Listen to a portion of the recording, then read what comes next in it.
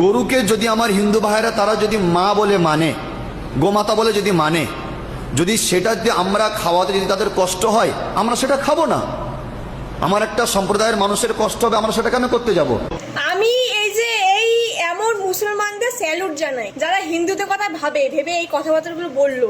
সত্যি কথা তোমার শোনো, যারা যেসব মুসলিম আমার ভিডিও দেখো না, আমাকে অনেক উল্টো পাল্টা গালাগালি দাও, তোমরা অনেক আমার ইনবক্সে এসে বলো তোমাদের মুসলিমদের উপর তোমার এত হিংসা ক্ষোভ কেন।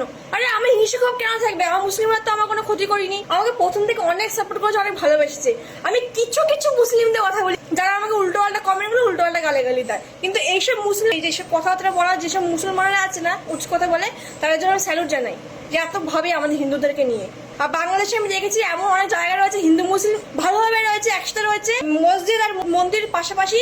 ওরা যখন নামাজ পড়ে তখন আমাদের হিন্দুরা চুপচাপ থাকে, যখন আমাদের হিন্দুরা পুজো করে তখন মসজিদের মাইক বন্ধ থাকে, ওরা চুপচাপ থাকে, মিলেমিশে একেবারে। আমি দেখেছি আমাকে অনেক মুসলিম ভালোবাসে, প্রচুর ভালোবাসে।